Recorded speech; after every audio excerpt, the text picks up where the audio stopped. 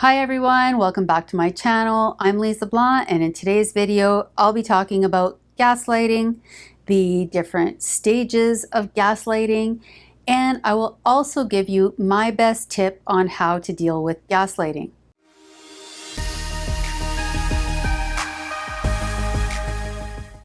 Okay, so let's jump right in. Gaslighting is a form of psychological manipulation and emotional abuse in which one person, known as a gaslighter, seeks to make another person doubt their perceptions, their interpretations, their judgments, their memories, and even their sanity. The gaslighter uses a variety of tactics to do this, to distort reality, create confusion, and undermine the victim's confidence in their own judgments and memory. I'm sure you know by now that narcissists are notorious for gaslighting. The narcissist lives in the theater of their own mind, and in this delusional reality, they are the victim. They are the flawless hero, and they will gaslight you and others to get you to support and share in their delusions. Sociopaths, psychopaths, and other toxic people will also gaslight. And here are the phases that you may go through as a victim of gaslighting. So phase 1 is disbelief. So the relationship starts with all of the love bombing. So the gaslighter idealizes you, showers you with attention, affection, love, praise, forming a quick emotional bond. Then the gaslighter starts to devalue and criticize you, and they will minimize their behavior or try to convince you that your reaction is inappropriate or exaggerated. So for example, let's say that they insult you and you politely call them out on it, and instead of apologizing and admitting fault, they say things like, "Can't you take a joke?" or "Aren't you overreacting just a little bit?" or "Wow, you seem really insecure about that." At this stage, it's just starting, and you're probably thinking, "Whoa, what's going on here?" And you might think it's unintentional or it's some kind of misunderstanding. All we're missing now is the fireworks. Dwight and Kevin were lighting them off in the parking lot. What are you talking about? The last time we were up here on our first date, they were lighting fireworks. Very funny. We were on the roof and Dwight and Kevin were lighting fireworks. But as time goes on, they start arguing facts about various situations, denying or discrediting your version of events.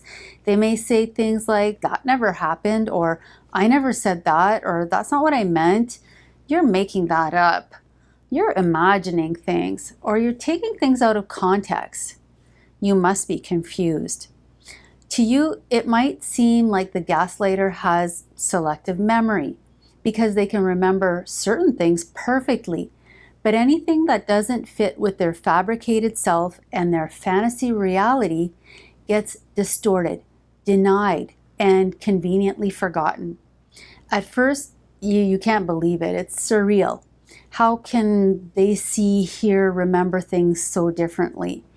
And this is that Twilight Zone effect, because you still have a firm grasp on your reality, on the reality, but the narcissist's strong convictions about their sense of reality is really mind-blowing. Oh, I was going to complain about you being late, but I think with you looking this good, I can find a way to forgive you. What do you mean late? I thought it was at 8 p.m. Nope. Last time we spoke, we agreed on 7:30. Really? Yep. And I finished my risotto on the dot, so it might be a little cold now. Gosh, I'm sorry. I must have misunderstood. And their gaslighting tactics are often really subtle, just seeds of doubt, getting you to consider an alternate possibility, which they then bolster with social proof or pressure, always reinforcing any little agreement or acceptance on your part and punishing you for rejecting their version. The second phase you'll go through is defense. So as time goes on, the gaslighter introduces more contradictions, more inconsistencies, chaos, and confusion. At this point, you are likely still trying to defend yourself and your perceptions, your interpretations, and your recollections, constantly justifying and defending your actions and your feelings, constantly ruminating about what they said, what you said, what was meant by this, and who's right, who's wrong. You might start to ask other people for their opinions and seek validation, which is why the narcissist keeps you isolated. So they do not want you getting reality checks, and they will infiltrate your support network, suggesting to others that you can't remember things, you're confused, they're worried about you, that you're mentally unstable. Maybe you should speak to a therapist. Mark says that you've been acting strange for a few weeks now. Anyone who doesn't buy in is discredited and usually eliminated from your life pretty quickly. By now, the narcissist has been gaslighting you consistently for a while, and you're starting to lose your confidence and your grasp on what's right and what's real. More and more, you are accepting the gaslighter's version of reality. When you confront or contradict them, they remind you that you're irrational, dramatic, crazy, that you need professional help. The more confused you are, the more dependent you become on the gaslighter. I'm just saying that you can't be sure that it wasn't you. That's ridiculous. Of course it wasn't me. Marijuana is a memory loss drug, so maybe you just don't remember. I would remember. Well, how could you if it just erased your memory? That's not how it works. Now, how do you know how it works? The third phase is depression. By now, the gaslighting has escalated and has sufficiently eroded your sense of self. You no longer can navigate the world confidently without the narcissist's translations. The stable narrative that you used to call reality has been replaced with the narcissist's distorted narrative. The solid narrator that used to call me is systematically being rejected and replaced by the narcissist, whose voice is now in your head as your new narrator.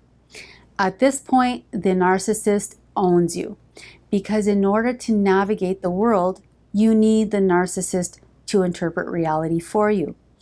And in order to resolve the cognitive dissonance that occurs as a result of all of the inconsistencies and contradictions between what your senses are telling you and what the narcissist is brainwashing you to think, you need to reject your own reality and fully accept the narcissist's.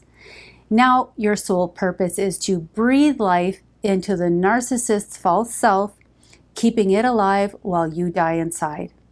You can't live in two worlds. It's too confusing and too painful. So you give up on yours in favor of the narcissist's fantasy reality, where they are the king or queen, the flawless ruler, and you, their faithful, servient pawn.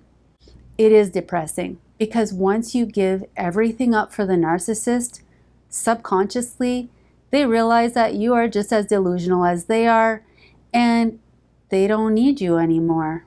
Because now you're just a delusional mess with a destroyed sense of self, an exact representation of the self and the reality that the narcissist is so desperately trying to escape.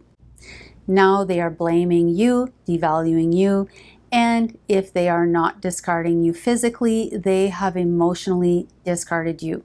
Now, you will hear things like, I can't talk to you, followed by long silent treatments, refusing to be around you, accusing you of gaslighting them, and only being nice to you when they need something from you. Recognizing gaslighting and its harmful effects can be a real turning point. So, to deal with gaslighting, you have to stop busting your brain trying to figure out what's real and what's not.